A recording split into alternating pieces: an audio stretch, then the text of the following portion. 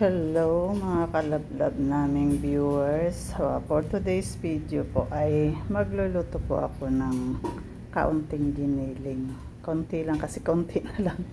Konti lang talaga yung giniling. Baka nga matatabunan pa ng gulay ko eh. So, yung giniling po ay inuna ko na kasi frozen siya. So, pinabrown ko na siya para at least medyo luto-luto na siya ng kaunti. Kaya bago ko ilalagay, matalsik-talsik po kasi. So, konti lang tong ano na to. Tapos syempre, ang aking pinaka-favorite na ingredients ay ito, yung malunggay po. Sinap-chop ko po para hindi siya makita. Konti lang kasi para hindi masyadong ma-overpower yung lasa. So, dahil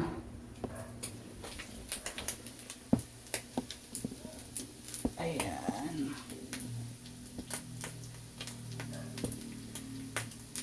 lagay ko na yung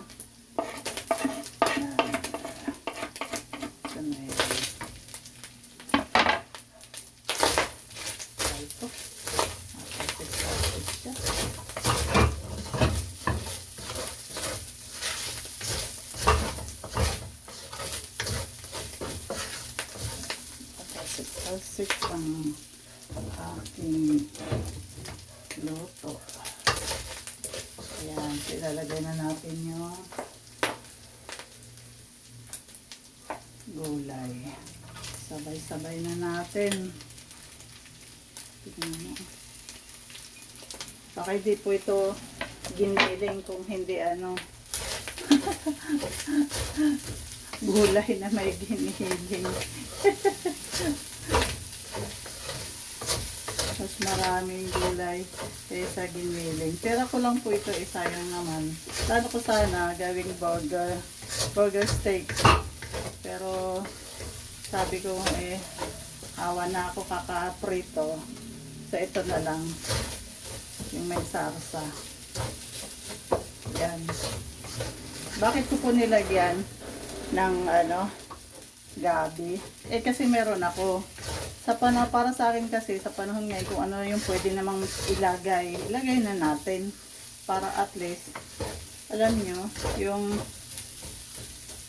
kinakailangan na pag sinabing giniling ito lang talaga kasi lutong bahay lang naman to, tayo lang naman ang kakain, so pwede na yan. So lalagyan ko lang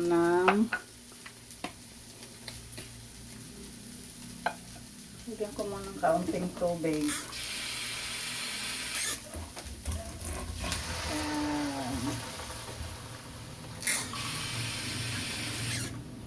Lagyan natin ng kaunting tubig siya. Ayan. Para may sarsa siya.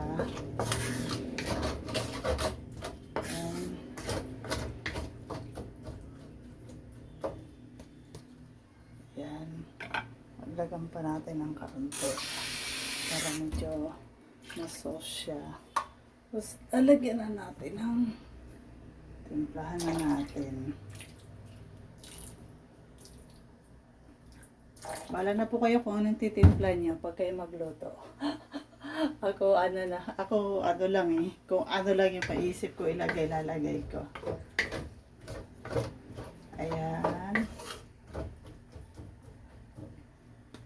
Tapos ilalagay ko na tong kaunting ketchup. Simutin natin kasi sayang. Ayan.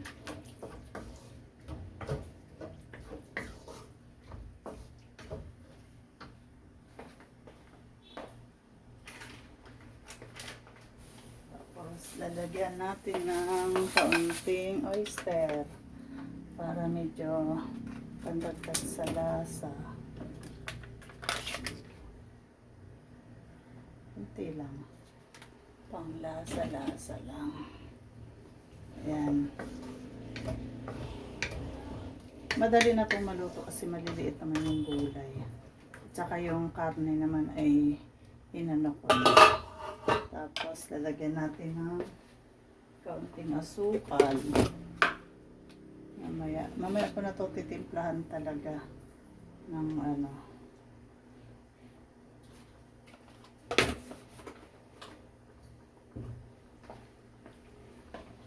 Yan. Dahil meron naman ako ritong tirang cheese. So, lalagyan ko lang din to mamaya.